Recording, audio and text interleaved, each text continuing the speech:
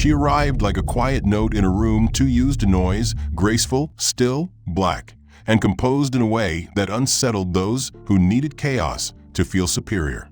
The crew noticed her before her name, before her seat, before her right to occupy space she didn't apologize for.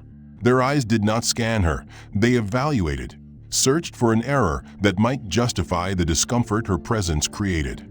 She wasn't loud. She didn't need to be. She carried herself like a question they didn't want to answer. Every gesture toward her was wrapped in false politeness, each delay sharpened by a smile that camouflaged contempt. She didn't resist. She didn't break. But something was shifting, quiet and immense beneath the surface, something none of them saw coming. The truth that would leave the entire cabin breathless was already there, just beneath the hem of her silence, waiting. And when it surfaced, it would unravel reputations, redefine who held power, and burn the assumption that respect belongs only to the expected. If you feel the weight of this moment, hit like, subscribe for more stories that challenge what we think we know, and drop a comment with where you're watching from. What do you think is about to happen? Let's talk about it. Lenora Briggs stepped onto Flight 397 with a composed expression and a carry-on that matched her deliberate pace. The atmosphere in the terminal had been rushed, but now as she entered the aircraft, there was a sterile quiet that came with air conditioning and polished aluminum. She had selected this particular route for a reason: fewer transfers, a higher-rated airline, and a promise of comfort she had never afforded herself until now. C2A, first class. It wasn't a reward. It was earned. She had paid in full, booked it herself. No favors, no upgrades. But even before she reached her seat, she felt something tighten in the air. Kelsey, the first-class attendant, was already watching her as she entered. Kelsey had that polished, memorized kind of hospitality, the kind that flicked on and off depending on who stood in front of her. Lenora caught the look, a microsecond scan, an unspoken pause that said you don't quite fit. Kelsey stepped forward smoothly, positioning herself in the narrow aisle just as Lenora reached her row. Her hand extended in a manner that appeared helpful but blocked movement. "May I see your boarding pass?" The question was innocent in sound, but not in delivery. Lenora blinked. She had it ready. She handed it over without a word. Kelsey glanced at it briefly, then glanced at Lenora again. Just a moment. Her smile remained fixed, but the tone had already turned cool. She stepped aside and gestured subtly behind her. Lenora stepped back, confused. The passengers behind her began filtering into the cabin. She stood quietly near the divider as the line passed, hearing the murmured exchanges, the subtle change in tone as Kelsey greeted others, lighter, warmer, smoother. A young man in a tailored suit moved past her and received a nod and a welcome, sir. Another passenger, an older woman with a designer bag, was helped to her seat with full courtesy. Meanwhile, Lenora remained standing with her carry-on. When the line cleared, Kelsey returned. "We're just checking something with the system," she said lightly, not offering the pass back. "Sometimes we have overlapping assignments." Lenora frowned slightly but didn't object. She watched her seat remain empty while Kelsey spoke to another crew member in the galley. They both glanced in her direction, exchanged low words, then disappeared behind the curtain. Minutes passed. No explanation. No boarding pass returned. Lenora finally stepped closer, hoping to retrieve her seat and sit down. That was when the other attendant returned. Not Kelsey, but a tall man named Travis. He had a walk that didn't suggest service, but correction. He spoke quickly. "Miss, there was an internal error. It appears the seat you were issued has been reassigned. Unfortunately, the manifest has updated and we've got a VIP confirmed for 2A. Lenora's lips parted slightly. She looked down at her boarding pass. Still said 2A. She held it up. "I booked this 2 weeks ago." "I understand," Travis said without looking directly at her. "But these things sometimes happen. We'll be happy to place you in a seat in the forward business cabin. Still a premium experience." That seat turned out to be 6E, aisle, mid-cabin, directly across from the galley door and just behind a row filled with restless toddlers. Lenora took the new seat in silence. She placed her carry-on beneath the seat in front of her and folded her hands in her lap. She could feel the burn of humiliation more than any inconvenience.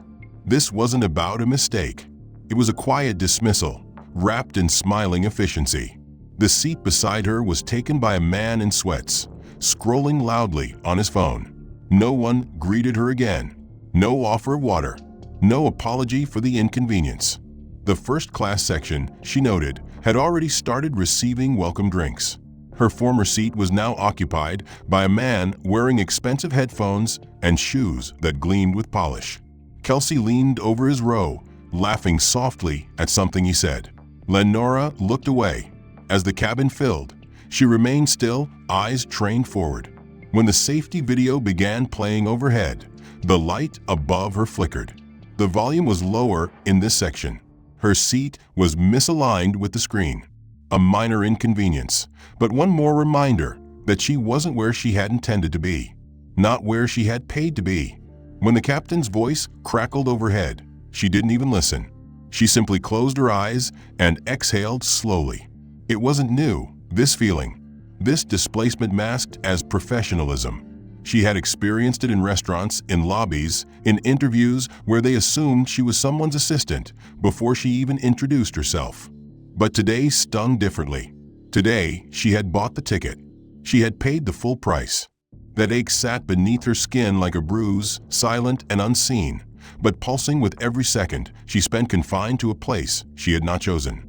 As the attendants began their rounds, one returned down the aisle with a hard glance in her direction. It was Kelsey. She paused beside Lenora's row, a clipboard in hand, pretending to check something. Her expression softened into a superficial smile, but there was a sharpness in her posture. Without a word, she pointed toward the overhead compartment above Lenora and made a short, impatient motion. Lenora reached up, puzzled. Her bag was already tucked there neatly, her personal carry-on packed carefully, containing her laptop, documents, and one carefully folded change of clothes she had chosen for her arrival. Before she could ask anything, Kelsey reached above her and pulled the bag down.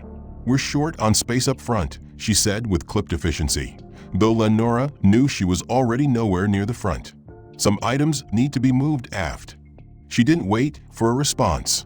Lenora's hand instinctively reached up as if to reclaim the bag, but Kelsey had already turned, walking swiftly down the aisle with the carry-on in her grip. Lenora remained seated, stunned. Around her, passengers murmured softly or stared out their windows. No one reacted. No one said anything. She could do nothing but sit and watch her belongings vanish toward the back of the aircraft, where she had been figuratively and now physically pushed. Her stomach twisted, not with rage, but with the exhaustion of having to decide whether this moment warranted a reaction. Would they listen? Would they care? Or would her protest be categorized as disruption, her voice treated as aggression? She lowered her hand back to her lap, fingers curling inward. A half hour passed in numb silence. The cabin lights dimmed for in-flight rest, and a cool blanket of artificial calm settled over the plane. But her thoughts didn't rest. They looped with quiet insistence. It wasn't a mistake. It wasn't a mistake. It wasn't a mistake. The memory of Kelsey's fingers brushing past her to reach for the bag like it didn't belong to someone, like she didn't belong to someone. The emotion was not just indignation. It was something deeper. It was the recognition of an old truth, that her space in this world could always be quietly revoked, even when purchased, even when earned, especially then. Moments later, another disturbance came. The cabin lights blinked softly as another attendant appeared, a man this time, younger than Kelsey, carrying a tablet. He approached Lenora with that same frozen smile, the kind that lacked warmth. "I'm sorry, ma'am," he began without pause, "but it appears we've had a seat duplication issue in this row." Lenora sat up slightly, confused. "You've already moved me once," she said, her voice quiet but firm. He didn't acknowledge her statement. "We'll need to relocate you to another seat just a few rows back." He gestured vaguely, without offering a location. "We've got a couple who've just boarded, and they're confirmed in this section." Lenora's mouth opened slightly, as if to protest, but the man had already turned his attention toward the aisle. A well-dressed couple stood near the curtain separating first from business. The woman wore a tailored cream blazer and held a designer handbag. Her husband glanced at his watch, clearly impatient. The two were led directly to Lenora's row. The man nodded toward the seat Lenora occupied. "This one, right?" The attendant smiled and confirmed. Lenora stood slowly, not because she agreed, not because she accepted, but because the room had made no space for protest. She was an obstacle, not a passenger. She stepped out of the row, without speaking, gathered her coat, and walked several rows back with the attendant trailing behind. No words of apology were offered. No reassurance that this was temporary. When they reached her new seat, she paused. It was 12D. The row was smaller, tighter, crammed with 3 seats to a side. She was now positioned directly next to the galley wall. The air was dense with scent, coffee, sanitizer, something vaguely metallic. Her new seatmate was already half asleep, their elbow protruding into her shared space. The attendant placed a paper cup of water on her tray and disappeared. Lenora sank into the seat. Her arms pressed in close. Her knees touched the seat in front. It wasn't the discomfort that stung. It was the descent. This was no longer a downgrade. It was deliberate erosion. Her dignity had been peeled away layer by layer, each with a smile and a shrug and a system error. She felt herself slipping further into a kind of internal quiet, the kind of silence carved out by resignation. Her gaze drifted across the narrow aisle. A baby cried somewhere nearby. The service cart rattled behind her. The noise didn't matter. All she could think about was how easily they had removed her, how easily the world had looked away. No one said a word. No one asked why she was being displaced, not once, but twice. And through it all, Lenora stayed still. Not because she lacked strength, but because she had long since learned that strength, when used too early, too visibly, could be punished more than silence. Her eyes closed. She imagined the original seat, 2A, plush, spacious, removed from the crowd. She imagined the glass of chilled water she would have sipped, the meal she had chosen when booking online, now likely served to someone else. Her elbow brushed the aisle when she moved slightly, and her hip pressed against the metal bar of the seat divider. She couldn't fully recline, couldn't stretch, and couldn't breathe deeply without catching the sour tang of the bathroom chemicals that now defined her section. As if on cue, the woman in 11D leaned across her husband's shoulder, nose slightly turned up, and muttered under her breath. It wasn't loud enough to be caught by crew, but just audible for those near her row. The words were clipped and full of disdain. "It always smells back here." Her husband chuckled in agreement, casually glancing toward the lavatory door as if that would validate her claim. Lenora didn't move. She didn't look at them, but her skin prickled. She heard it, and she knew they wanted her to hear it. It wasn't just a statement. It was an accusation, a judgment, a message disguised as a casual complaint. Her presence had become something they believed disrupted their space, something undesirable, unpleasant. In her peripheral vision, she saw the woman's eyes drift sideways toward her, not with curiosity, but with subtle rejection. Lenora pressed her spine against the seat and focused straight ahead. The humiliation sank deeper, not from what had been said, but from what it represented. The ease with which people like her became scapegoats for discomfort. The steward arrived with a basket of mints, methodically offering them to each row. When he reached hers, he leaned over with a professional smile and extended the basket to the passengers beside her. First to the couple across the aisle, then to the man on her left. He turned toward her for a brief second, seemed to hesitate, and then moved on without a word. Lenora blinked slowly, lips pressed together. She hadn't asked for anything, hadn't expected any special service. But the omission was deliberate. It wasn't just forgetting. He had looked directly at her, paused, then shifted his attention as if she didn't qualify for the same treatment as everyone else. A few seconds later, she heard him mention over his shoulder, in a tone louder than necessary, "First-class items are limited up here in the rear cabins. Apologies if we miss anyone." The statement wasn't directed at her specifically, but she was the only one in the row who had been passed over. No one else seemed surprised. No one offered her a mint. No one questioned the fairness. She didn't raise her hand, didn't call him back. It wasn't worth it. None of it ever was. The more she tried to blend into the fabric of the aircraft, the more glaringly she stood out. And yet she had done nothing, said nothing, to warrant the attention. Her offense, clearly, was her presence. A presence that had been judged too quickly, too harshly, and now too openly. She remembered the moment her boarding pass had been issued 2 weeks ago. The anticipation she felt, the pride. She had booked early, prepared carefully, chosen a seat based on sunlight angles and proximity to the front for faster deboarding. She had picked her outfit with intention, something clean, elegant, neutral.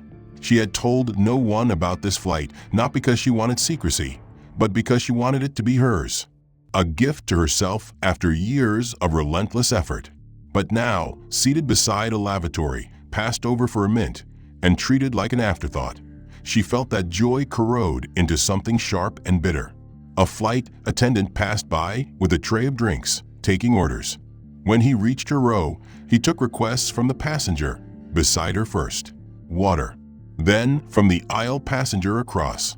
Ginger ale. When Lenora opened her mouth to speak, he held up a finger and turned away without taking her request.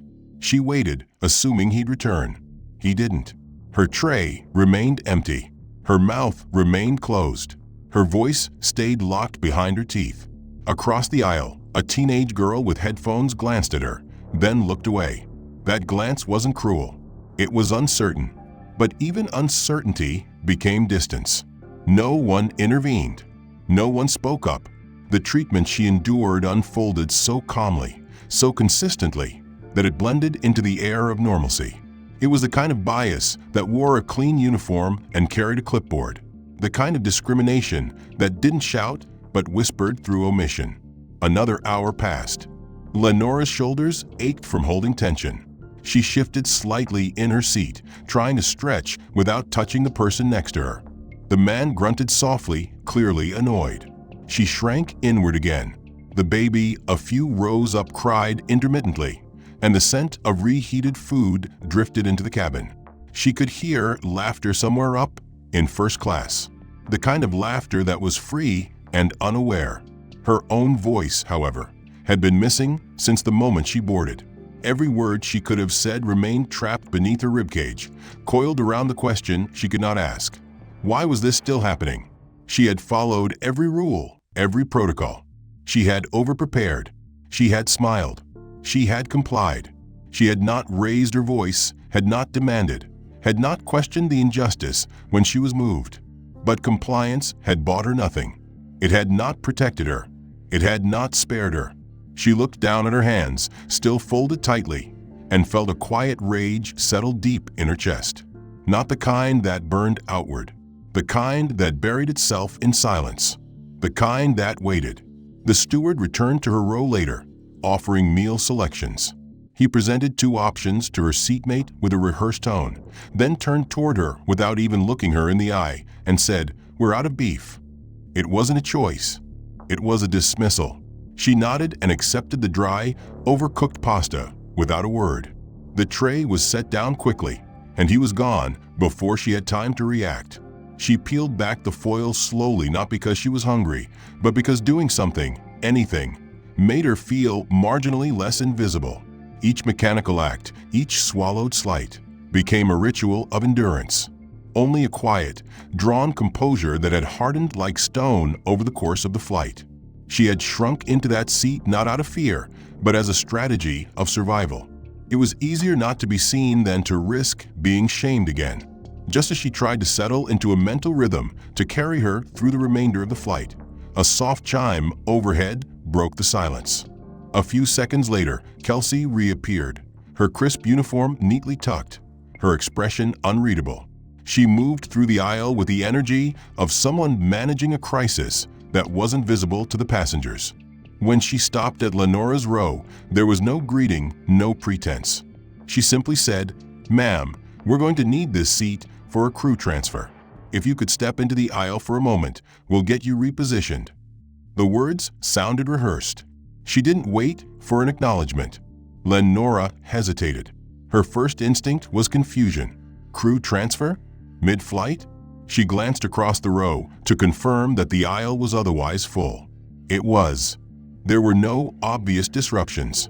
Yet she stood, because once again the order was not framed as optional.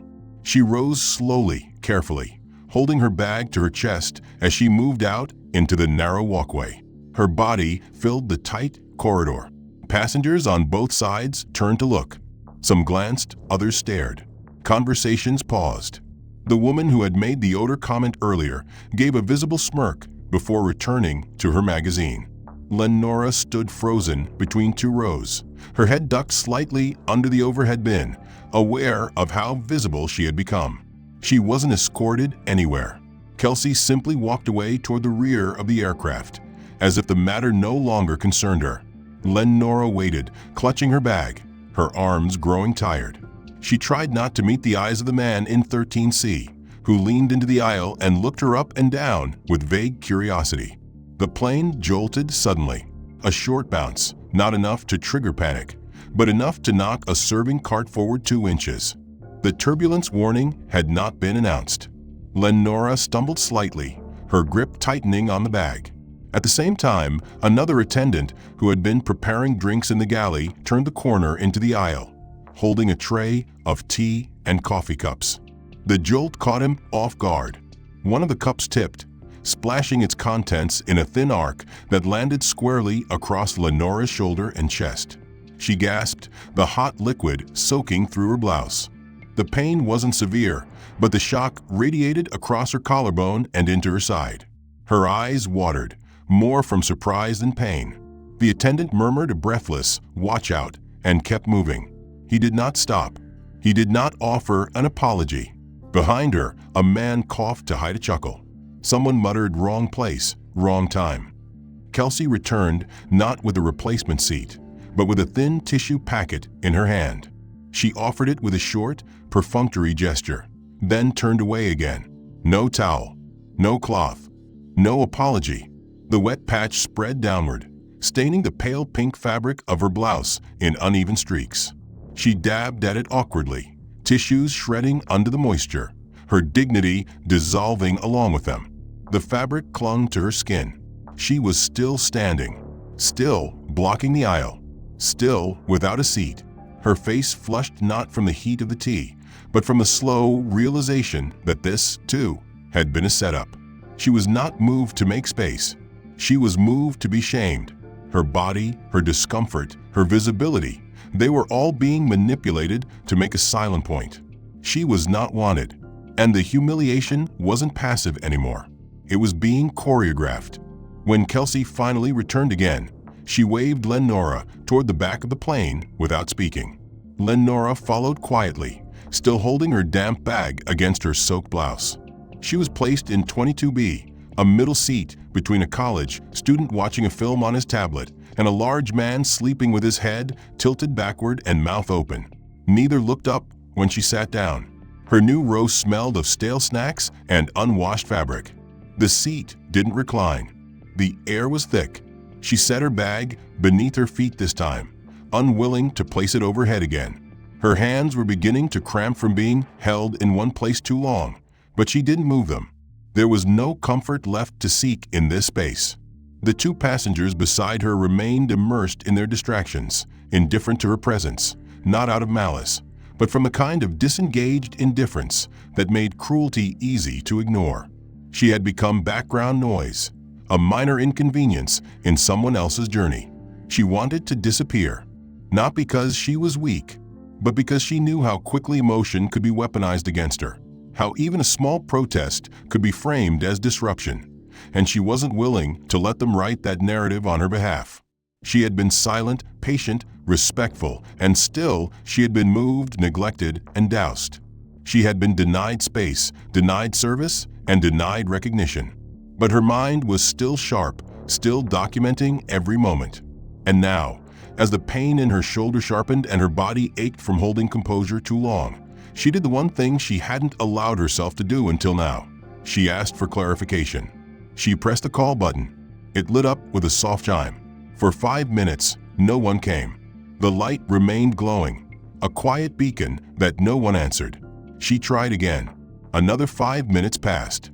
A different attendant, someone she hadn't yet seen, finally approached. He leaned slightly over her row, careful not to make contact. "Is there an issue?" His voice was detached. Not rude, but not warm either. Lenora lifted her chin. "I was originally in seat 2A, she said, her voice low but steady. "I'd like to understand why I was moved." Twice. The attendant frowned, as if she had asked something complicated. "I can check," he said, pulling a tablet from his hip. His fingers tapped rapidly. After a pause, his brows lifted slightly. "Looks like there was an upgrade conflict. Says here your purchase was logged as flexible economy, not full fare. You may have been auto-bumped during pre-flight checks. Happens when inventory shifts." Lenora stared at him, her mouth opening slowly. "That's not correct," she said quietly. "I booked a first-class seat, paid for it directly." The attendant shrugged, not impolite, but clearly uninterested in further explanation. "You'd need to speak with the flight supervisor about that. Want me to call him up?" She nodded once. He disappeared. 10 minutes passed, then 15. Finally, the curtain near the galley shifted, and a man in a navy vest and white shirt stepped into the aisle. His posture was upright, his jaw set, his name badge gleaming. Supervisor Cameron. He approached Lenora's row, peering down, without smiling. "Ma'am, I understand you have a concern about your seat assignment." She nodded. "Yes. I was originally placed in 2A. I was told there was an error, then moved again. I paid for a first-class ticket. I just want to know what happened." Cameron looked down at his tablet, tapped few times, then nodded as if something was confirmed. "System notes show your ticket was coded as a fare-class mismatch. That means you selected a first-class seat, but payment completed under a lower-tier category. Our system defaulted the correction before boarding." He didn't pause to assess her reaction. Instead, he said, louder than necessary, "These issues usually happen when someone uses points or partial upgrades, or when third-party discount portals misrepresent booking class. We've seen that a lot." His voice carried down the aisle. Passengers nearby turned slightly. Lenora felt the heat rising in her face, not from guilt, but from the sharp sting of being publicly accused of deception. "That's not what I did," she said softly. "I paid full price. Directly." Cameron sighed, the kind of sigh reserved for passengers one step from being flagged. "Ma'am," he said, tone tightening, "we don't have time mid-flight to debate purchase history. If there was an error, you're welcome to file a claim post-flight. For now, we need to focus on maintaining order and ensuring a safe journey for everyone." The implication was clear. Her question was no longer a request. It had become a threat. She had crossed from silent compliance into perceived disruption. As Cameron turned away, a man seated directly behind her leaned forward slightly and chuckled. "Sounds like someone got a free seat and's trying to sneak into the good stuff," he muttered just loud enough for her to hear. The woman in 22A laughed softly and added, "These kinds of things always happen when people book with coupons or those discount websites. You can't expect champagne when you only pay for soda." Lenora's hands remained on her lap, clenched now, her fingers digging into the soft fabric of her slacks. The accusations weren't new. They weren't personal. They were practiced, generalized, and weaponized. The idea that her presence in a premium space had to be a mistake or worse, a fraud, was not just believed, it was expected. She wanted to correct them. She wanted to reach into her bag, retrieve the booking receipt, show them the charges, the confirmation emails, the loyalty status tied to her name. But she didn't move, not because she couldn't, but because she knew none of that mattered here. Not really. In this cabin, in this moment, her reality was whatever they decided it was. They could rewrite it, erase it, distort it, and she was not allowed to protest without risk. So she sat still as they smirked and gossiped and assumed. She sat as the world rewrote her story mid-flight, transforming a woman who paid, who prepared, who followed every step, into a liar with a bargain ticket and false expectations. Her mind tried to find a safe place, a thought to cling to, something outside the stale air and the steady rumble of injustice vibrating beneath her skin. She had stopped checking the time. Her concept of minutes had melted into long, stifled silences and the murmurs of strangers who speculated about her integrity without knowing her name. As the crew began preparing for meal service, she remained calm on the surface, though her stomach curled with dull, quiet hunger. The light clink of metal trays and the rolling rattle of the cart edged closer row by row. A new attendant, not Kelsey, one whose face Lenora hadn't seen until now, was managing the distribution. Her uniform was perfectly pressed, her blonde hair pinned back with precision. She paused beside row 21, smiled warmly at a couple traveling together, offered meal choices in a cheerful tone, then moved to 22A. Lenora turned slightly, preparing herself to speak clearly when the time came. The woman beside her, a middle-aged woman with a fleece cardigan, asked for the vegetarian option and was handed a steaming tray without delay. The attendant skipped Lenora's gaze entirely, leaned over her toward 22C, and handed the man beside her a tray as well. Then, just like that, she pushed the cart forward and walked on. Lenora sat stunned. 2 meals delivered, 1 skipped. She waited a moment, believing surely it was a mistake. The attendant would realize, return, apologize. But the cart had already moved 2 rows forward, and the voices around her returned to their idle rhythm. She pressed the call button again. This time, the attendant turned but didn't come back immediately. She returned nearly 5 minutes later, the tray cart now several rows ahead.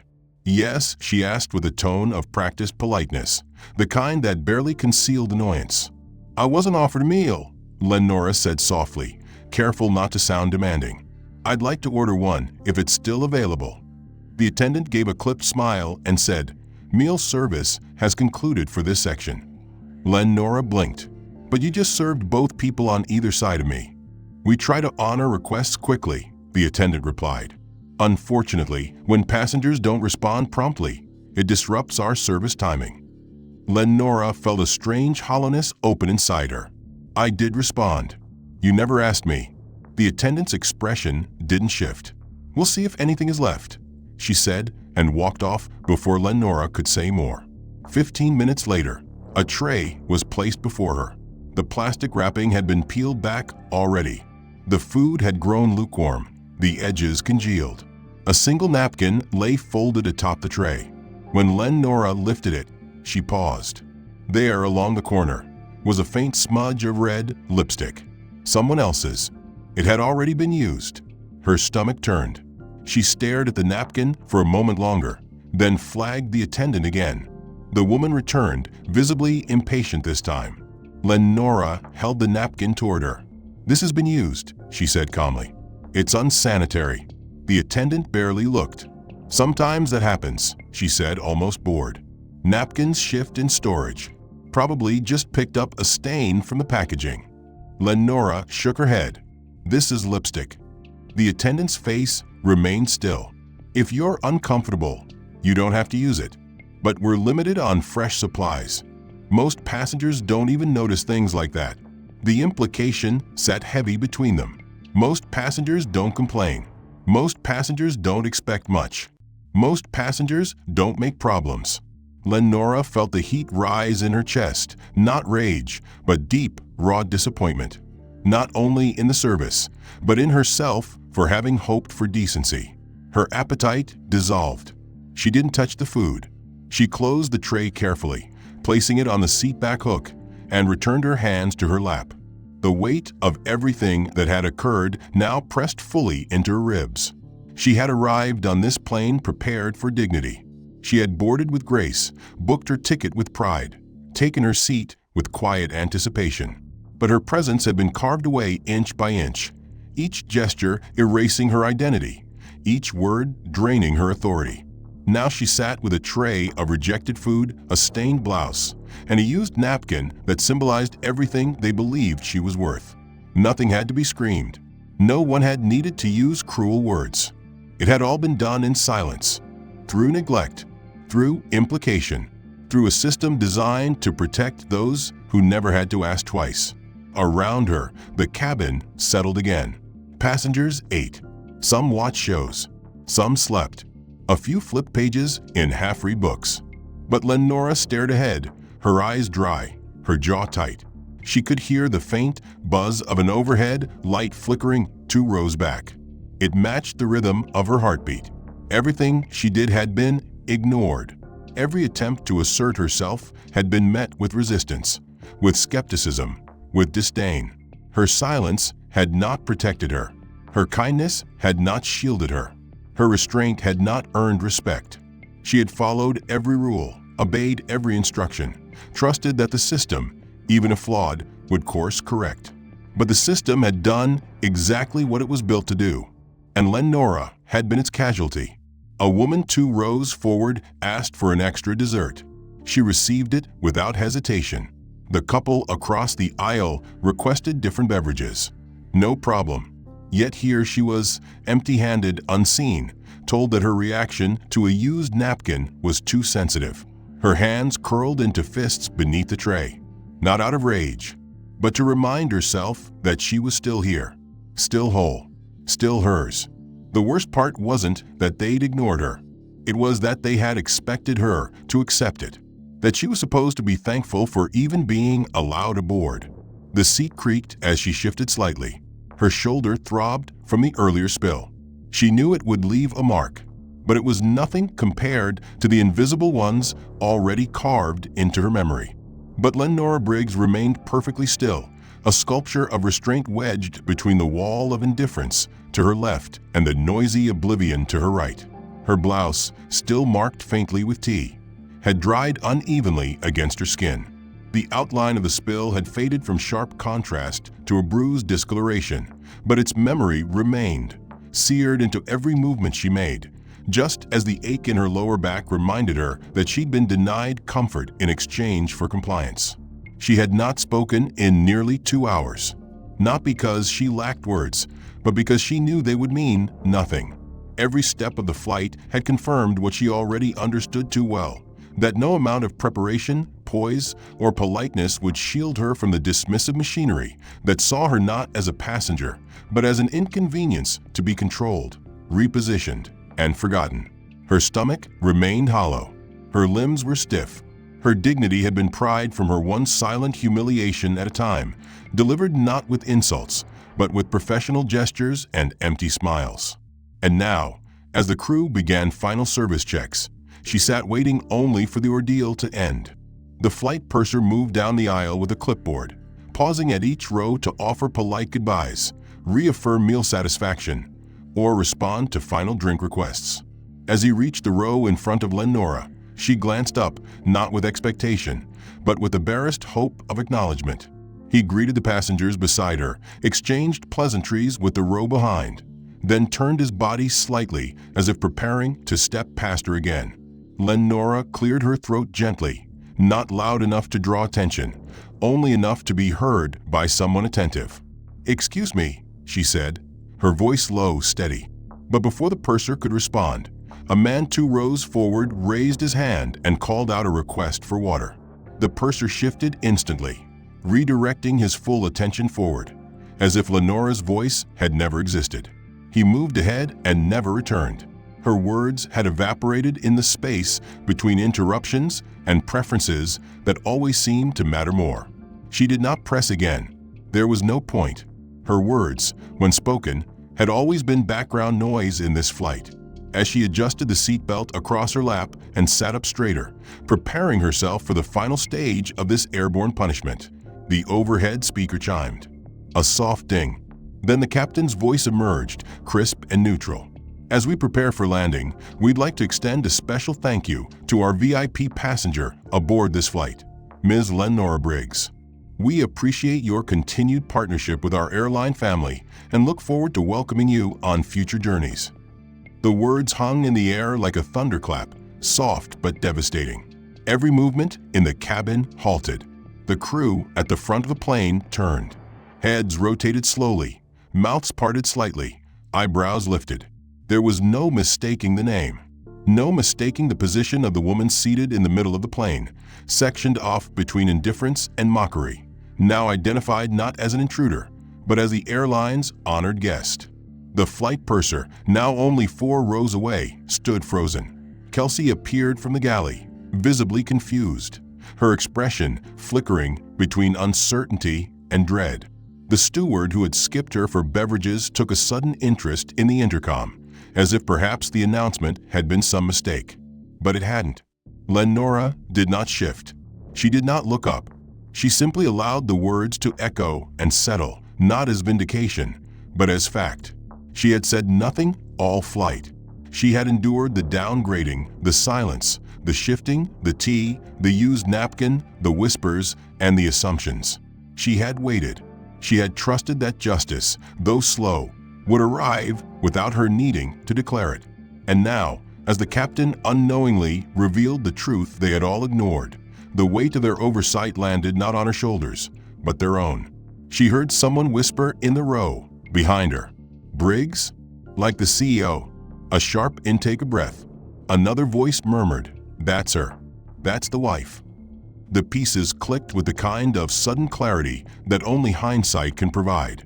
The name, the face, the quiet confidence that had never demanded attention but should have commanded respect.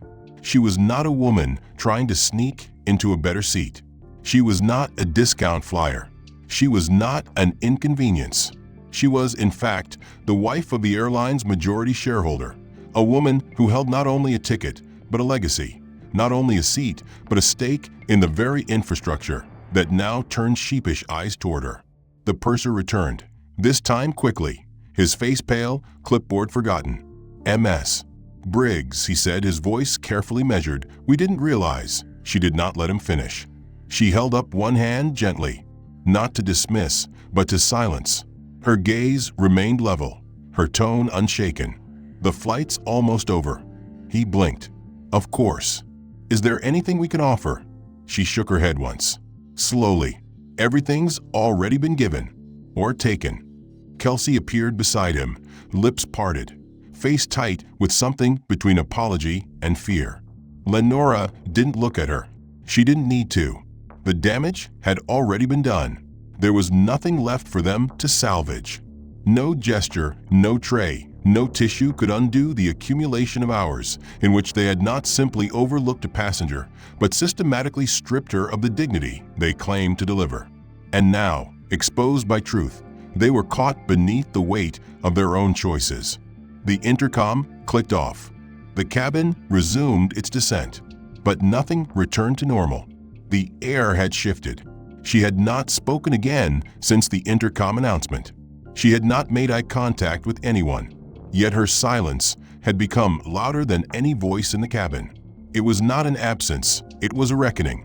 The crew, once brisk and rehearsed in their duties, now moved hesitantly, checking bags and unlocking overhead compartments with an edge of visible discomfort. Kelsey stood at the front galley, her posture no longer proud, her smile reduced to a twitch at the corners of her lips. The purser held his clipboard against his chest like a shield, eyes flicking to and from the aisle as if hoping the moment might be erased if he refused to meet it head-on. As the aircraft taxied toward the gate, the whispers resumed, not cruel or mocking now, but anxious, regretful, speculative.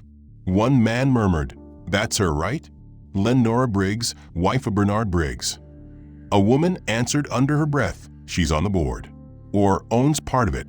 "I read something last year," someone else added, "and we let them treat her like that." The realization, collective and spreading, coiled through the rows like smoke. And then the aircraft stopped. The seatbelt signs clicked off. The front door creaked open with a hiss. The usual wait for disembarkment was broken by something unusual.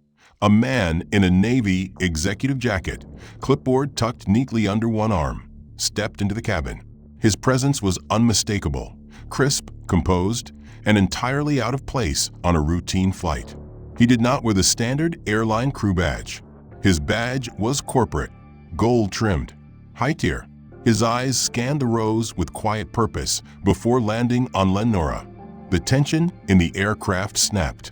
The man approached her row, pausing beside her seat. "Mrs. Briggs," he said with a formal nod, his voice calm but respectful. "We're honored to welcome you. The chairman asked me to escort you personally to the arrivals lounge." Your car is waiting on the tarmac. That name again, Briggs, spoken this time not by a faceless intercom, but by someone who carried authority. The surrounding passengers looked on, wide-eyed. Some stared openly, others turned away, their shame folding inward. Lenora stood slowly. She adjusted her carry-on and retrieved her coat, still damp at the shoulder from the tea that had been spilled hours earlier. She said nothing. She made no announcement. Her grace spoke for her. The executive motioned toward the front. The aisle cleared for her like water parting around stone. Those who had judged her fell silent. Those who had dismissed her now stood still, some even nodding respectfully as she passed.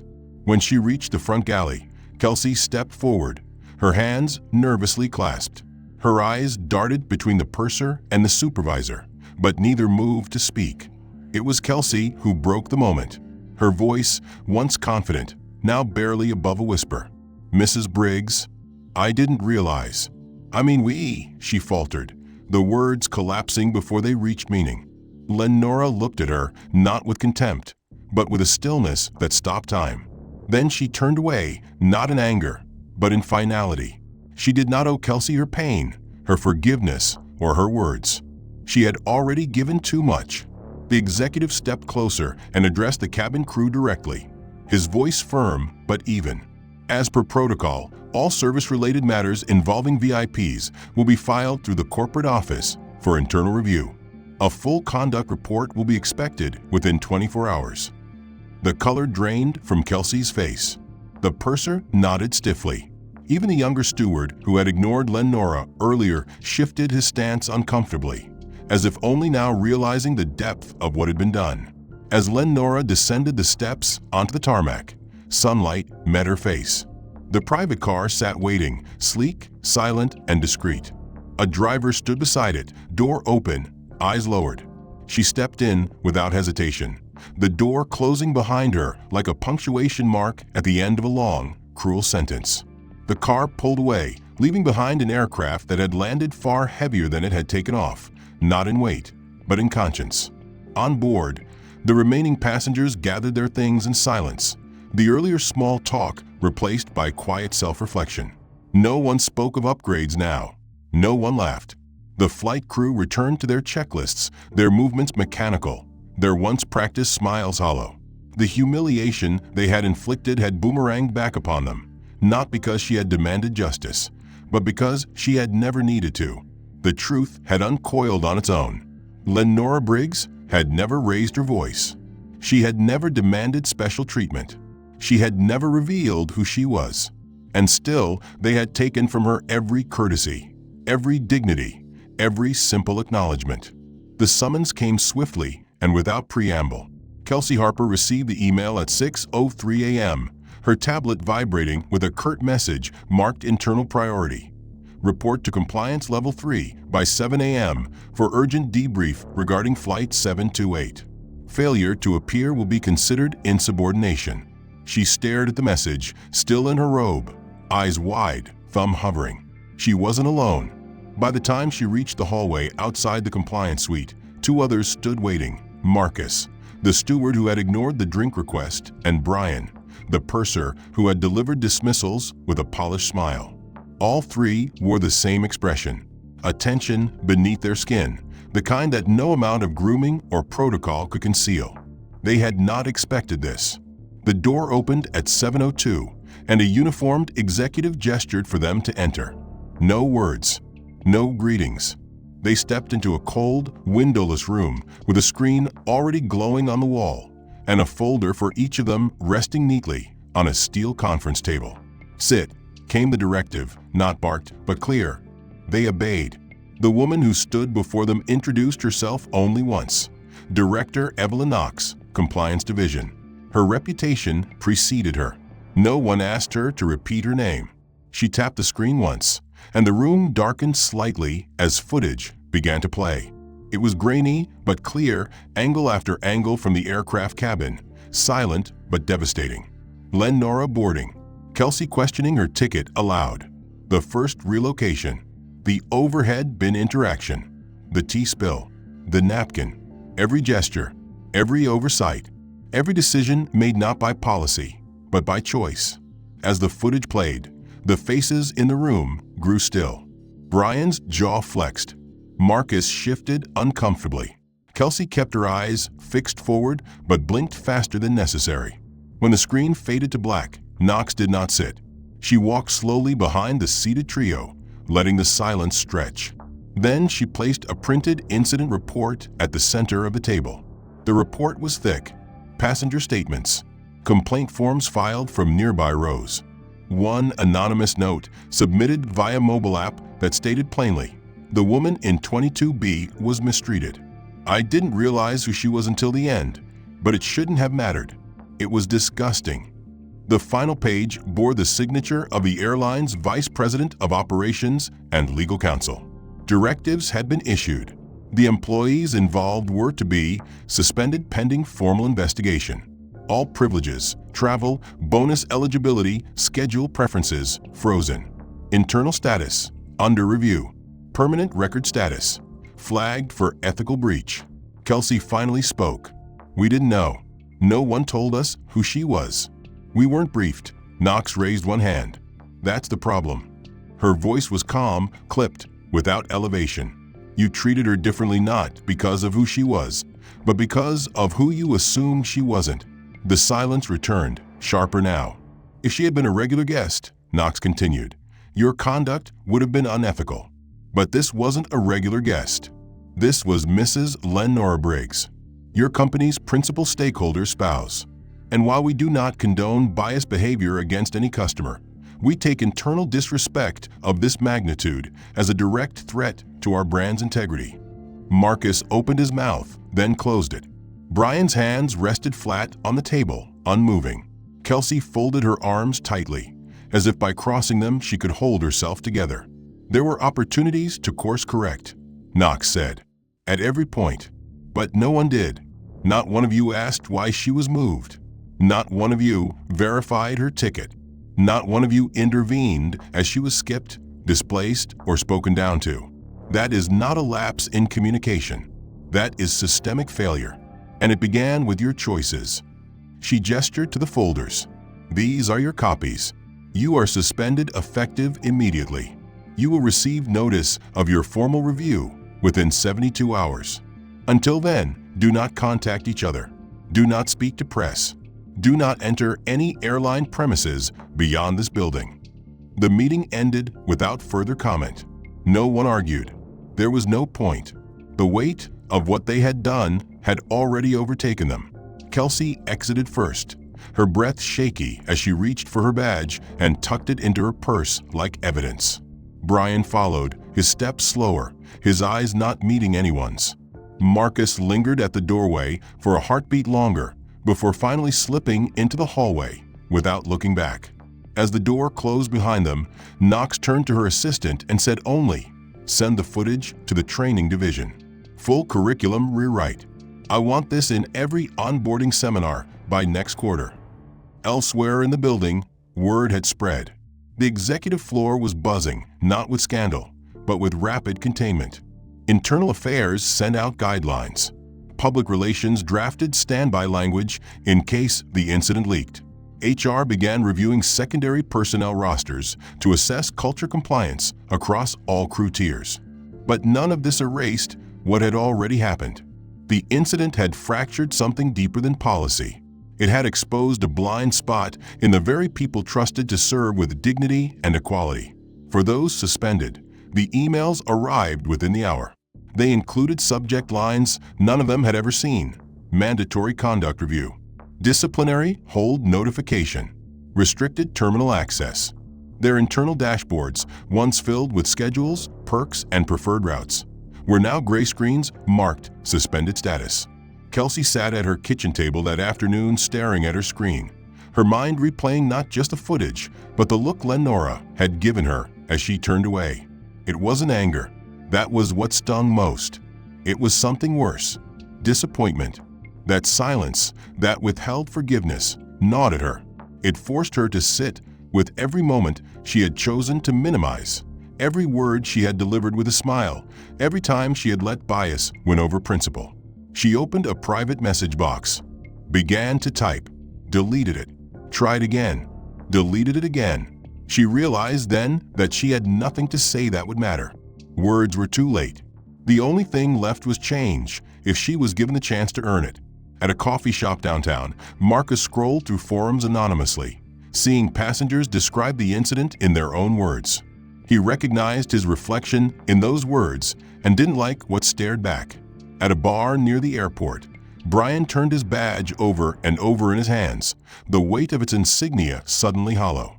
And back in the private terminal, where sunlight filtered through tinted windows, Lenora Briggs sat quietly in a lounge chair, her phone in hand. She hadn't posted anything, hadn't made a statement. She didn't need to. The truth had spoken. The consequences had arrived. And justice, long overdue, had begun to take its first real shape. The chill in the wind was deeper now, the kind that seeped through layers and stayed in the bones long after the sun had risen. Months had passed since the flight that had shattered reputations, prompted investigations, and rewritten policies behind closed corporate doors. The airline had adjusted its training materials, implemented new oversight procedures, and reassigned multiple staff members to desk roles until their evaluations cleared. Publicly, they never spoke of the incident. No press release, no headlines, just quiet change, the kind that follows humiliation too great to explain. Internally, those involved had either resigned quietly or clung to the hope of reinstatement with the desperation of people who had tasted power and found themselves suddenly starved of it. Kelsey Harper had not returned to the skies. Her uniform had been folded into a box weeks after her suspension was finalized. The company had offered her a choice: accept termination quietly and retain some internal credibility for future employment, or fight the ruling and face a review panel whose outcome was nearly certain. She had chosen the first, not out of grace, but fatigue. She couldn't bear the formality of her own undoing.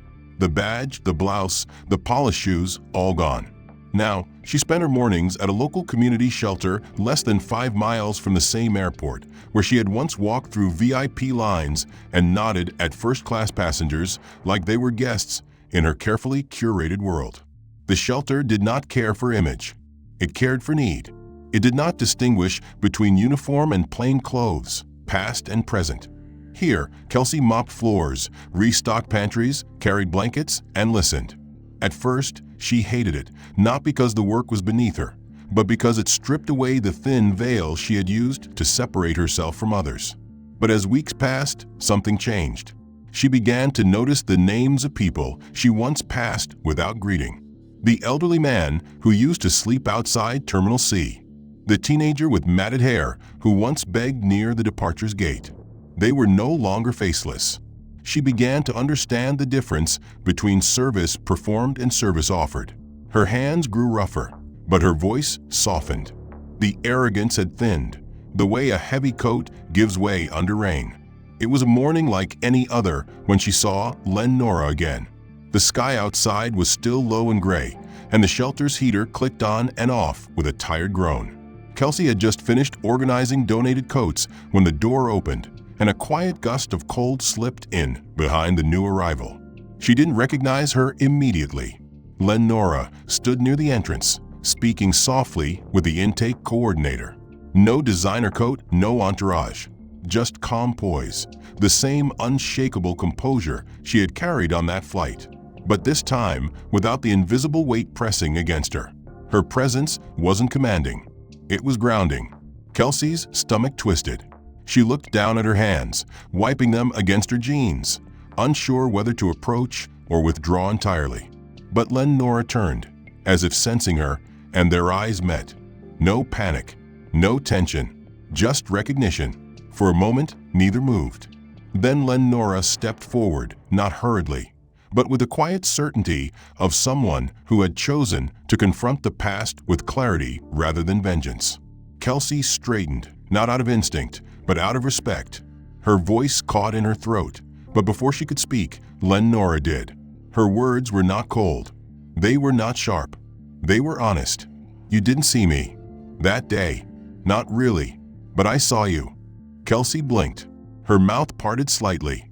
Lenora continued, I saw someone who followed rules without question, even when they hurt people. I saw someone more concerned with order than justice. And I knew that no name I offered would have changed what you believed I was worth. Kelsey's throat tightened. She wanted to say she was sorry.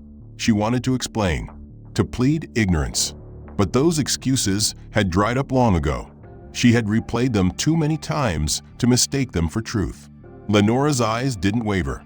But I also believe people can change when they choose to see. Her voice was quiet but steady, not because they're caught, because they finally understand what they've become. A pause passed between them, not awkward, not cruel, just full. Then Lenora added, I hope you're choosing to see now.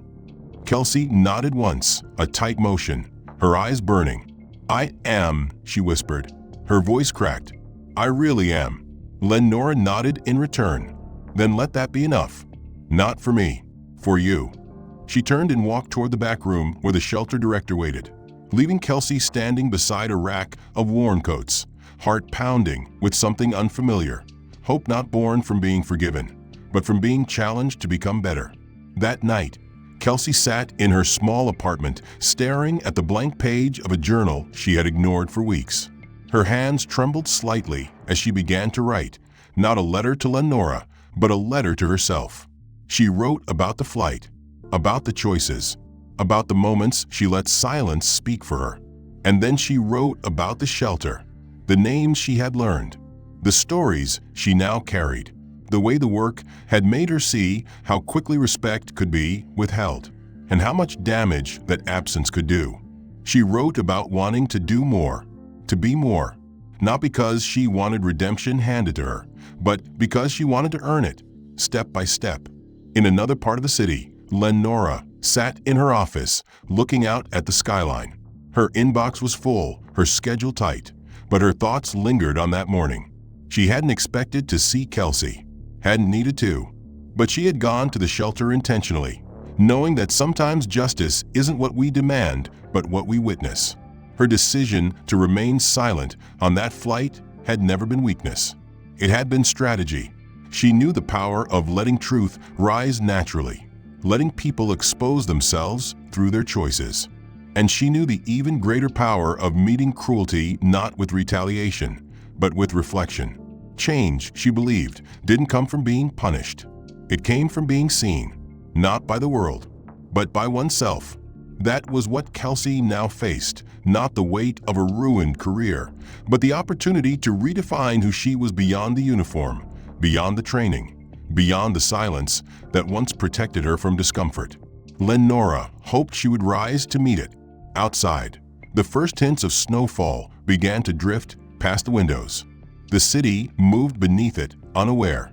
But within two very different rooms, two women sat quietly, reshaped by a moment that neither had chosen, but both had claimed. And in that quiet, there was no bitterness, no spotlight, no applause. Only the slow, deliberate turning of hearts no longer content with being silent. The end. If you've been pulled into Lenora's journey and felt the weight of every twist along the way, let us know by hitting that like button and subscribing for more cinematic, character-driven stories like this one. What did you think of the ending? Was justice served the way you expected, or did the final stage surprise you? Drop a comment and tell us where you're watching from.